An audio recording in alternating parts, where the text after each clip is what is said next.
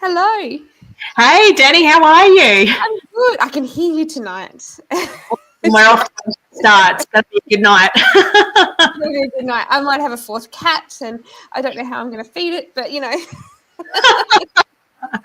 Oh, it's going to start growing one cat at a time. Yeah, I've got three, and I've definitely they have. I never intended to have three. It kind of just happened, and I tell you what, three cats is a handful. But a fourth, that's going to be interesting. Let's hope it goes home. You might have to draw the line somewhere. I've got a cat at my window and my cats are indoors. That's odd. But yes, normally they run away because of the other cats. But this one, he's a big ginger cat. So I don't know where he's come from. Oh, gosh. Animals. Welcome to the show. We haven't got to have you on except for last night for 2 minutes. Thank you for joining us and braving us. I know I was talking to you last night. What has Kaz said? One of the most underrated country artists in Australia. Go, Clancy. Oh. Thank you, Kaz. That's very kind of you. Have you read Kaz's, she does the reviews. Have you read some of her reviews that she does? I was going to say, yeah, one of the nicest things that's ever been written about me came from Kaz, actually. So, yes, no, I see a lot of her articles pop up, and she's such a big supporter of country music. So, no, I'm always very appreciative when she gives you a nice rap. It's lovely. I love Kaz's reviews, and I always, I just really enjoy them. But we are here to talk about your current single, but would you mind just taking us back to music and how you got involved in music and why you've gone down the music path? Yeah, so I guess to give a bit of background, I grew up in a little town called Oberon, which is a small town of about 2,500 people in the central west of New South Wales, up near Bathurst. It's quite a cold part of the world, but I grew up on a little farm just outside of town with my family, and I was really fortunate. I was born into quite a musical family.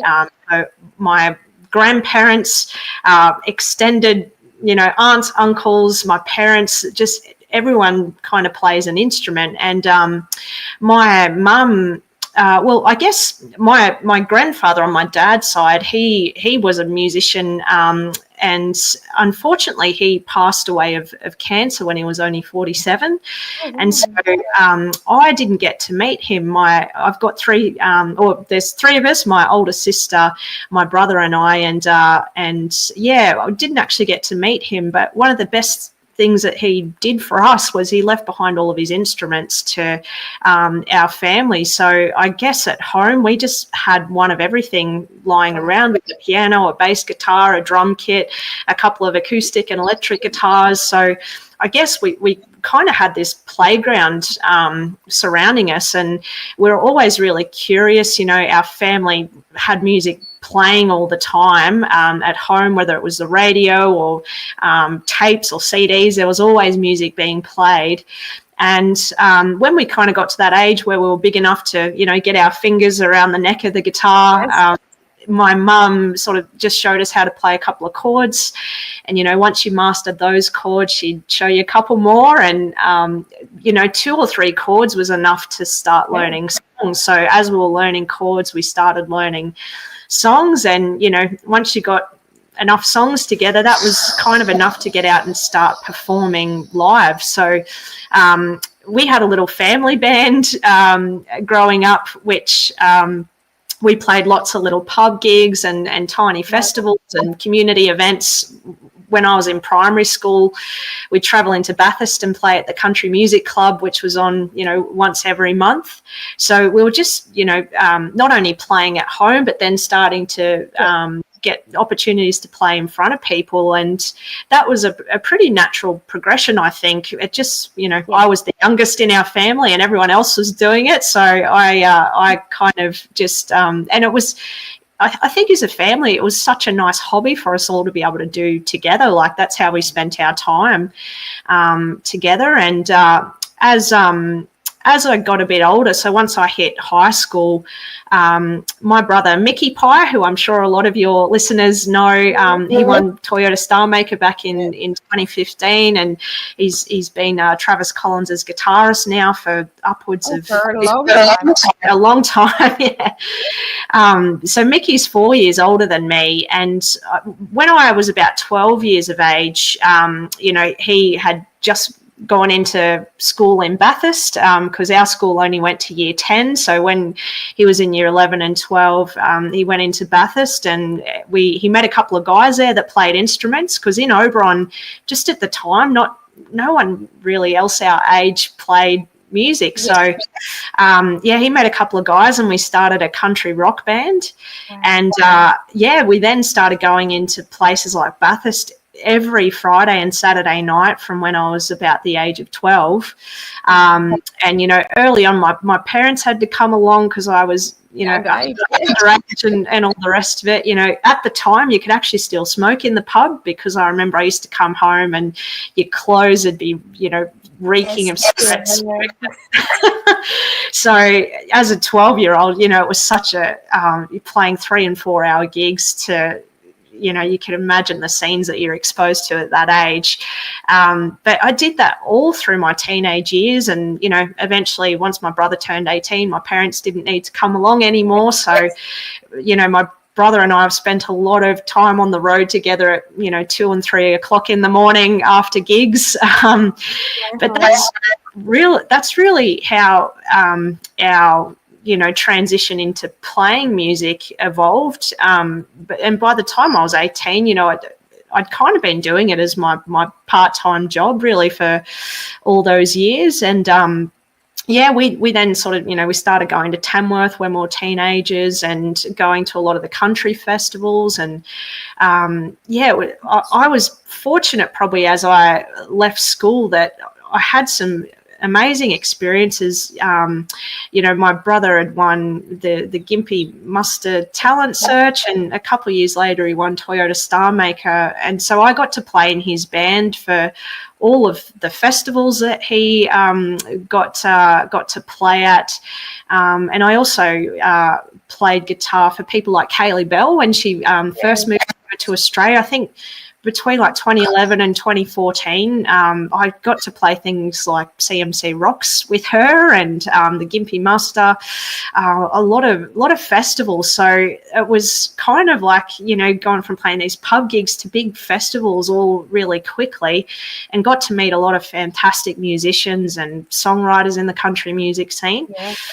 And I think all of that really inspired me along the way to want to write my own songs, seeing the impact that it has on a live audience, and having, people sing those lyrics back to you. It's like, I would love that feeling. And so I've been writing songs for a lot of years, but I guess I've really started to hone in on that a lot more probably in the last kind of 5 to 10 years in terms of the songwriting sides of things. And that's kind of led me to now start releasing my own music. So I guess that's how I kind of got to be where I am now. It's an incredible story. And just thinking about when you were once a month going into those festivals and into the country music clubs and things, do you remember the nerves, or because you're so young, did that sort of get it so that you're quite comfortable on the stage pretty quickly?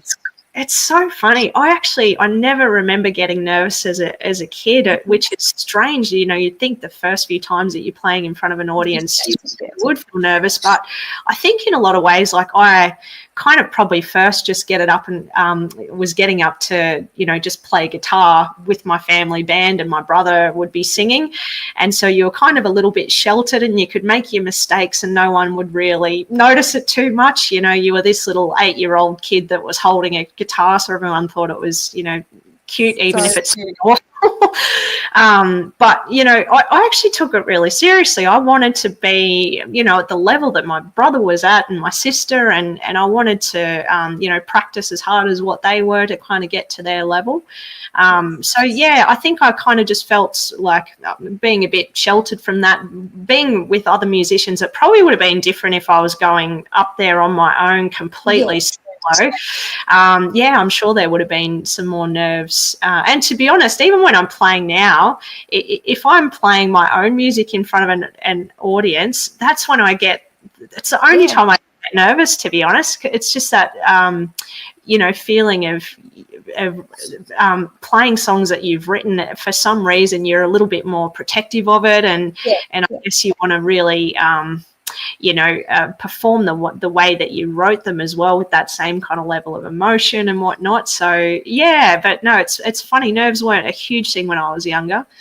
No, it's funny, isn't it? Because I think as kids, we're innocent. You probably don't understand the need to be nervous, and it's probably building that skill without you even actually realize it's doing it. Totally. Yeah, and I think it's such a supportive environment, like things like the country music club that we would play at in Bathurst. You're surrounded by, everyone would get up and have a go and play, 4 or 5 songs, and then the next act would get on, and it'd sort of rotate around. So it was more about just getting up and having a go rather than being a star as such. I think learning how to use a mic and how to use a guitar, or how to the sound and the skills that you probably wouldn't get to refine as a older artist that you get to do in those clubs. 100%. You learn all the things that go wrong, and adapt to that. And I probably had a decade of doing that in all different settings, which I think has really helped me now as I've gotten a bit older. You learn to be able to adapt when you need to. But that always probably gave us an incentive too, to, for something like that we were doing once a month, we'd then go home and we'd learn another set of songs, and then we'd perform those that month. And it was just kind of like it just gave you something to practice towards, I suppose. Whereas if you're just kind of learning and not really showcasing it in front of anyone, maybe it wouldn't have given us as much motivation as what those sorts of things did. Yeah, it's wonderful to hear. I always love hearing people's story. It's so good seeing how we've all got to a point where we're here doing what we're doing. And it's sort of a tradition that we do with all our artists for the first time. So thank you. Yeah. Current single, Days Like This. It's a beautiful song. You've got the beautiful film clip with it. Is there a reason for releasing this song now? Have you been sitting on it for a little while? What's been the process? Yeah. Well, I guess so this single, over the COVID years, when there were periods when we were kind of forced into lockdown, that was really the first forced break that I'd had from playing gigs, since I was a kid, really. I didn't really know what it was like to have all these consecutive weekends with no gigs, and it was a bit weird to start off with, but then I just thought, this is such an opportunity to, I love writing songs, but I think any songwriter would probably say that, time can always be one of your biggest limitations. But with all this time on my hand, I just found it such a creatively productive time for me. I think in 3 years, I wrote something like 150 songs over that time. So I guess when life was kind of getting back to normal, I then went back and had a listen to a lot of songs that I'd recorded, and I felt this would be probably the right time to look at recording, my first full-length album. I've only so far put an EP out, and I went through and picked sort of 10 out of those 150. That would be hard. Oh my gosh.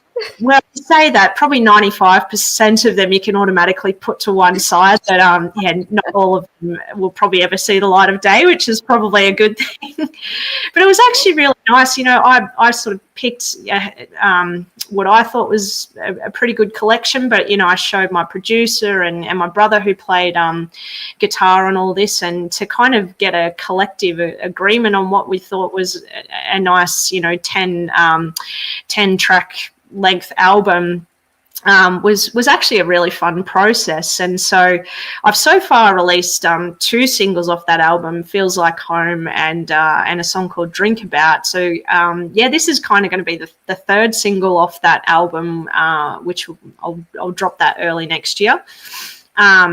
And how this song came about, I actually wrote it about 3 years ago now, and it was on the first day that school was starting back for the year.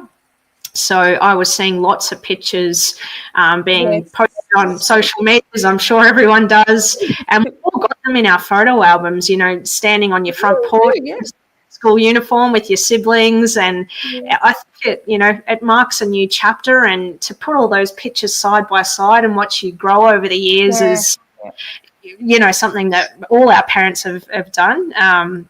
And I just remember as I was scrolling through, I came across a picture of a family that I know that had actually pretty recently lost their dad. And, you know, they were all primary school age and younger. And it really stopped me in my tracks. You know, I just started feeling really differently about that day. And I couldn't help but think, you know, behind their smiling faces, that day must actually be pretty difficult for them to get through. And their mother, you know, when it was only a year or two when their dad was in the picture with them, I can remember that same picture being posted. And I felt really compelled after seeing that to sit down and write about it. And I thought about a lot of people I know that have been in similar shoes, that have lost someone really close to them, and how, you know, every birthday, every Mother's Day, graduations, weddings, like all those big milestones and days that come up every year on the calendar. And we all think of them as just being, you know, full of joy and happiness, and, you know, that they should be celebrated.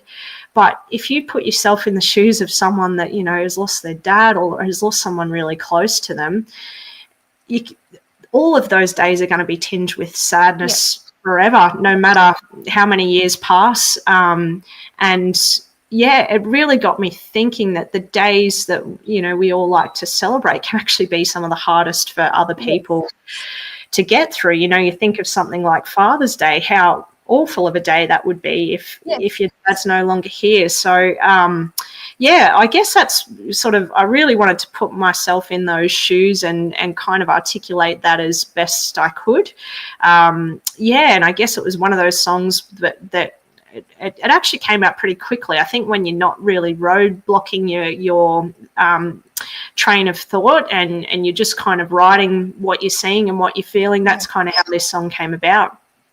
It's a beautiful song, and I would never have picked that that's where the idea came from, and that's why I love hearing from you guys and talking to artists, because, you know, it when I played the song and the film clip as well, a lot of people, you know, my dad died when I was young, very young, and the same thing. And watching that film clip, it was exactly what it was like.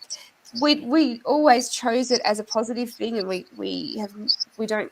It still has that sadness, but it just shows that different light. So when I saw that, I thought how accurate it was. So you've done an amazing job writing of something that is so real.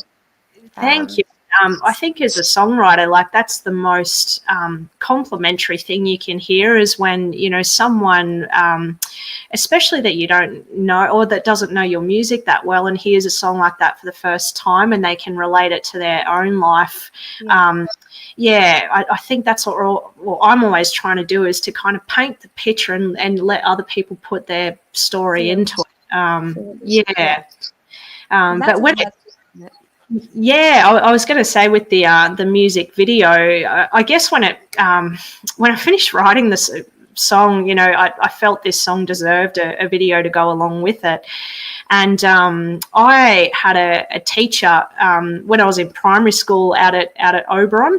I had a teacher who taught me in year 3 and year 6, and he was really musical. He played the drums, and he was just everyone's favourite teacher. And so I probably spend a lot of time with him, you know, because we'd play music at a lot of school events, and him and my brother kind of had our own little band at school.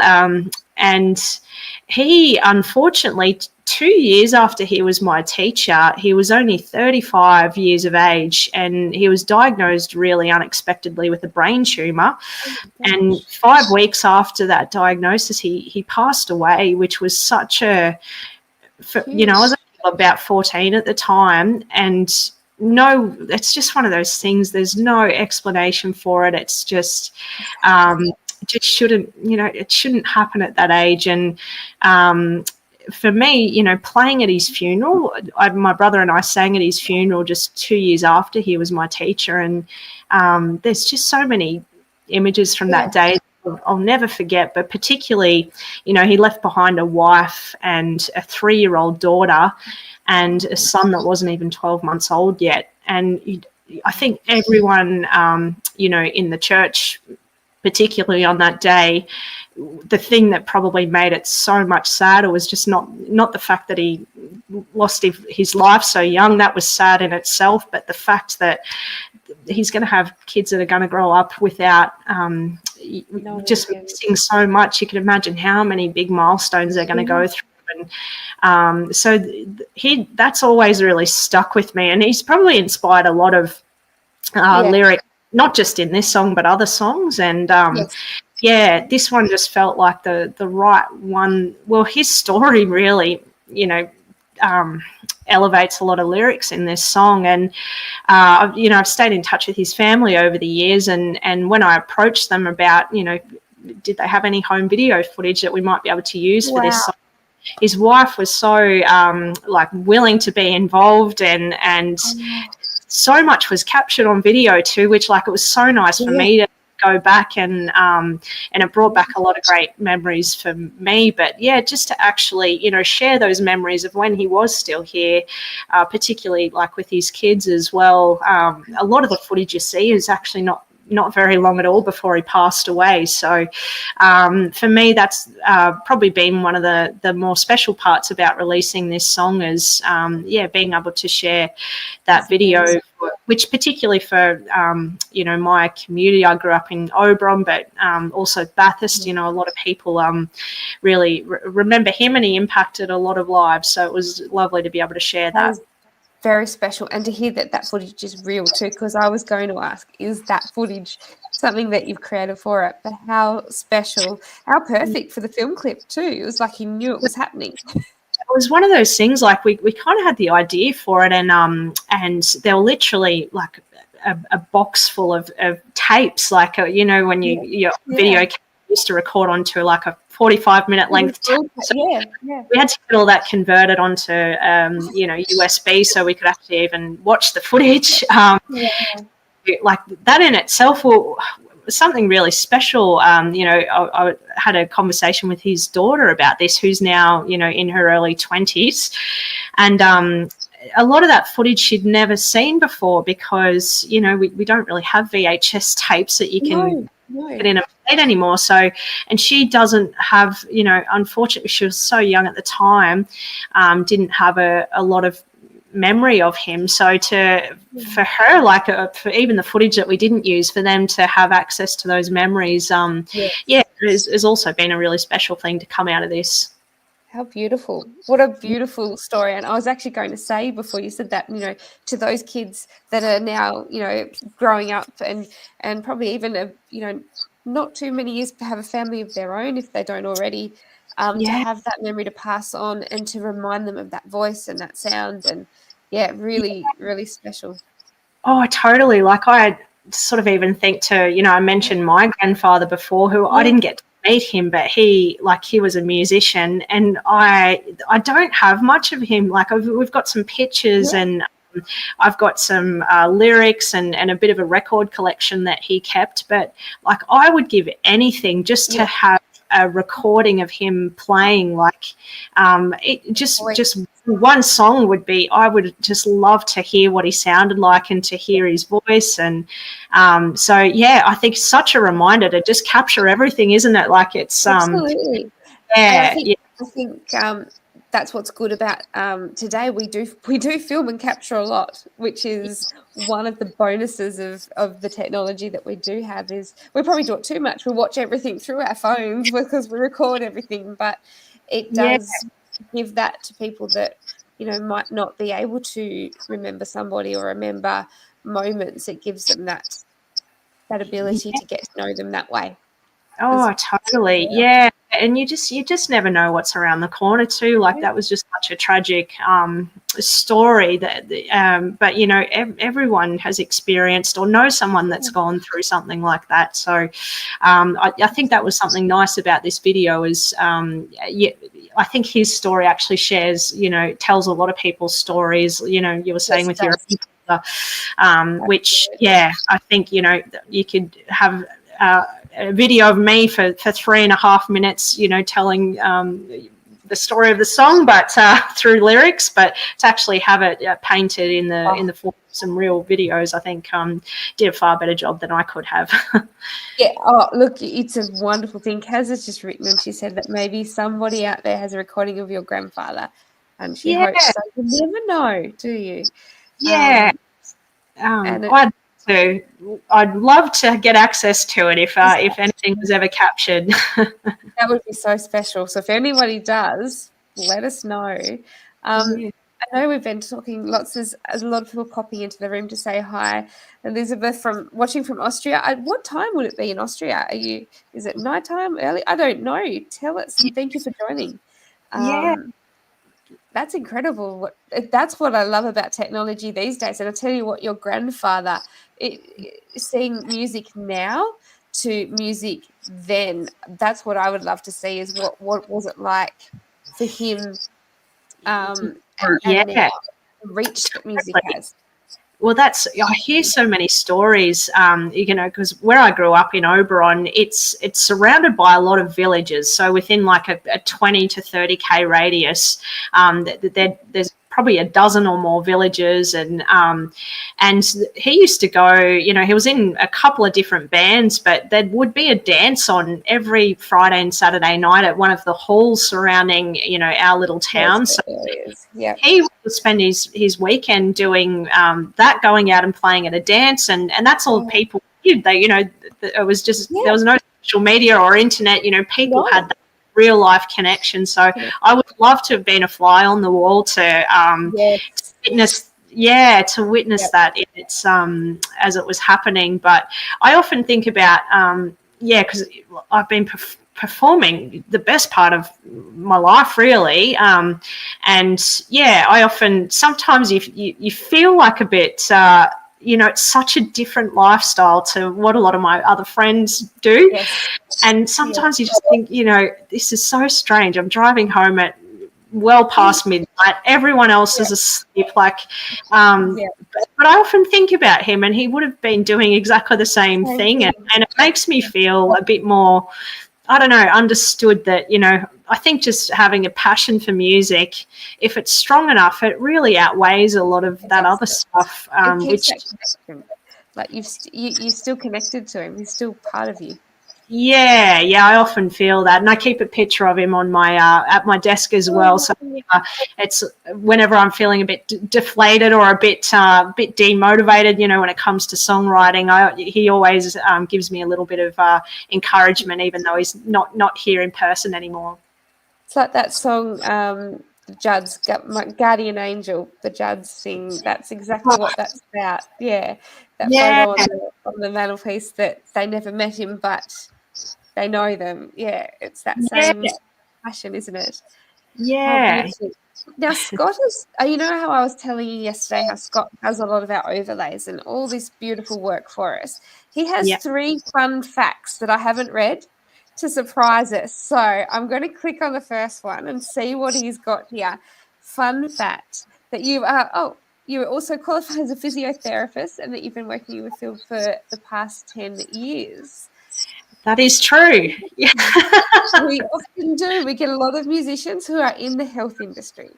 It's, I don't know what the connection. Maybe we need that outlet to get it out. I don't know, but it can seem like a bit of a strange mix. But yes, I've been working here at the hospital in Orange for the past 10 years now. I'm really fortunate. I just do it on a part-time basis nowadays.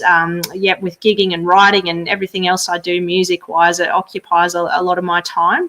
But it's so funny. Like I think just using different parts of your brain. But I also, like, through my role as a physio, I think a lot of experiences I've had in that space and, dealing with people and families, often, going through really difficult times in their life. A lot of that has seeped into my songwriting as well. So there would be a lot of songs that I've written that would never have come about if I, hadn't had some of those experiences and a lot of conversations you have, not just with patients, but their families as well. Sometimes it can be really funny anecdotes as well that you note down in your WhatsApp in your lunch break and it turns into a song. But I've found that I've gained a lot of inspiration for songwriting through that side of my life as well. Yes, absolutely. And I agree. It's the things that you hear from your patients definitely give you lots to think about and write about. I do agree with that one. And the next fact says, this is a good one, that you've run 4 half marathons and performed at several fundraising events to help raise money for the different foundations. Tell us a bit about that. That's obviously a passion of yours, and the marathons are part of that. I'm gathering. Tell us a bit about that side of you.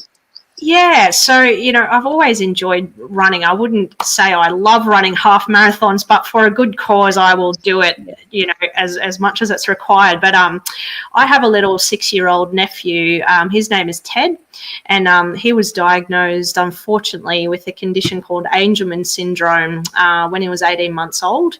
And it's affects 1 in 15,000 people, so it's really rare. But basically, I hadn't heard of it. Yeah. I think Scott mentioned that to me, so that's interesting. Yeah, incredibly rare. So Ted has a deletion on his 15th chromosome, which is affects him across the board. He's got quite severe impairments with things like communication. So he's completely nonverbal. He has an intellectual disability. He suffers from seizures. Mobility is a real issue. So he requires a wheelchair to get around. Sleeping's an issue, feeding's an issue. There's nothing across the spectrum that's not affected, unfortunately. So, he requires 24/7 care, and he will for the rest of his life. It's the nature of this disease. But one thing, the Foundation for Angelman Syndrome Therapeutics, it's an incredible worldwide organisation that was set up to raise funds and awareness for this disorder. So when Ted was diagnosed, immediately we were just looking for anything that we could do to help and, I guess, find answers. And the fundraising that this organisation does goes all towards medical research into this condition. And there's been a lot of really exciting clinical trials that have been happening, and so much exciting developments that are happening in this space. They've got real hope for this disorder to actually be cured. Which, is something that gives us a lot of hope. And I think whatever we can do on a regular basis. I started running some half marathons and doing those as fundraisers. And our little hometown of Oberon for the last 2 or 3 years have been holding a country music night for and been raising a lot of money for the organisation through that. So, it's one that we'll keep supporting, given that it's so close to home, and we really hope that all these efforts make a real difference to this condition one day being cured. That is amazing. And I don't know if I saw it in your press release or where I heard about it, but it was one that I hadn't had a lot to do with, so I was very interested to read about it and to look at that sort of thing. But it's incredible how much is out there that we don't realise, that we haven't heard of. And so totally. For anyone that has a family member or knows someone with a severe or a rare disability, it can feel really isolating because when it's not very well known, it's really hard to explain it to people. And Ted's been hospitalised a few times, and with something so rare, that's such a challenge. As well as relaying, all of his symptoms and what's normal for that disease and Yeah. what's So yeah, if and we really found that just raising awareness has made such a big difference too for other families that are kind of going through the process of being diagnosed. So it's something that we'll just keep throwing our hat behind and doing all we can to raise funds and awareness. For as long as we can. That's fantastic. And it sounds like you guys really do stick together and help each other. And this is one we've already spoken about too. He's done well. He's written more than 150 songs. I'm sure was he in our heads before we started? Must have been listening in. I think so. It's one of those, one of those things. Scott and I always do research and read, and it's amazing how many things come up that he must think the same as us. So thank you, Scott. I love it when you do these ones because I deliberately don't read them until the night. So I never know what he's going to put in there. It's just got to trust him. Hope that it's true. Yeah, trust that it's okay. No, and the other thing I know, I'm so sorry. I know that we've gone over time, but it's been lovely having you on and talking. What is the best place for us to keep an eye on you and your shows? I always ask this question because there's 100 different social media things, 100 places to find things. So I thought I'll ask you, what's your preferred platform? Yeah, absolutely. So I'm on all the social media platforms. So Facebook, Instagram, TikTok, and my website is where you'll definitely see all of those show dates sort of regularly updated as well. And you can join the mailing list on my website too. I try and keep people pretty well updated with gigs and new releases as well. So if you want to join my mailing list, head to the website, and I try and keep pretty active on there as well. But would love you to follow along, and I'm looking forward to getting a few more songs out this year as well. So there'll be plenty more to share over the next couple of months. That is exciting. And I know that you were saying earlier you have some shows this weekend coming. Have you got a fair booked in already for the year? What is your plans for the beginning of 2025? Yes, I'm playing the first quarter of this year is really busy. I think I looked at my calendar, and I have one spare weekend between now and May or something like that. But during the second half of this year, as I get a couple more songs out, I'm actually looking forward to working up towards doing some ticketed shows, and I love getting an opportunity to play my own songs and some unreleased ones as well for a live audience. So there'll be a lot more of that happening in the second half of this year, and I'll have a couple more songs out between now and then as well. So it'll be fun to share those. That's exciting. Was shocked to see all those shows that you've already got booked in. It is fantastic to be in a position to be able to do that and get out on the road. But as you're saying, try some songs that you haven't released yet, hear what people are relating to. Is that part of how you chose the songs for your upcoming album? You sort of went with some of the ones that people have really enjoyed? Yeah, definitely. That was part of the process of choosing, actually. I played around the time I was choosing them, I played a few little showcases and things, and I really took note of the ones that people were kind of responding towards more strongly. And this song actually is probably one that was getting consistently the strongest reaction from the any audience that I'd play it for. I always kind of had it locked in as one that I wanted to record and release. But I think that's a really important part of the process, as a songwriter, like I said before, we're always trying to write things that, appeal to other people and tell their story. I guess I try and gear myself towards releasing those types of songs. Yeah, absolutely.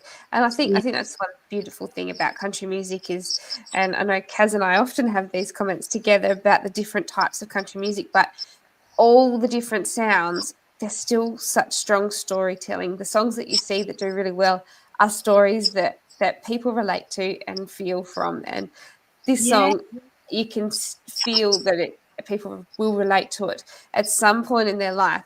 we have somebody that we can think about, and this reminds them of. That's why I think it's doing so well.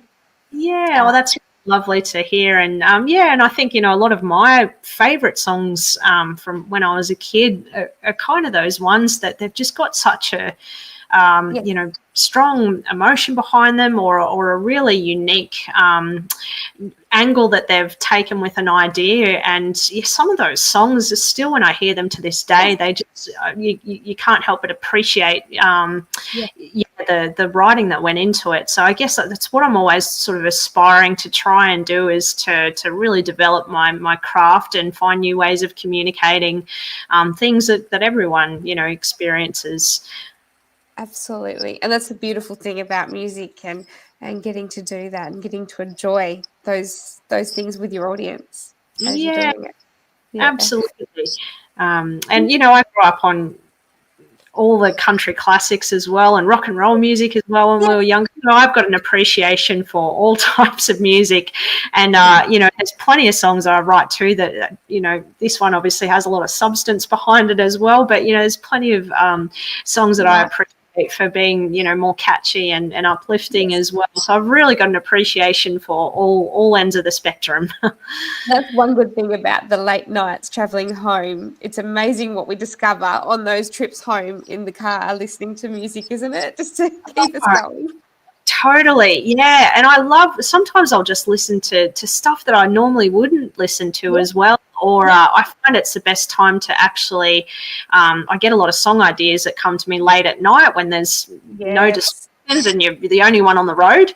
A lot of my voice memos are from like 1 and 2 a.m. in the morning on the Mitchell Highway between Bathurst and Orange when something's come to my head and I've had to quickly record it.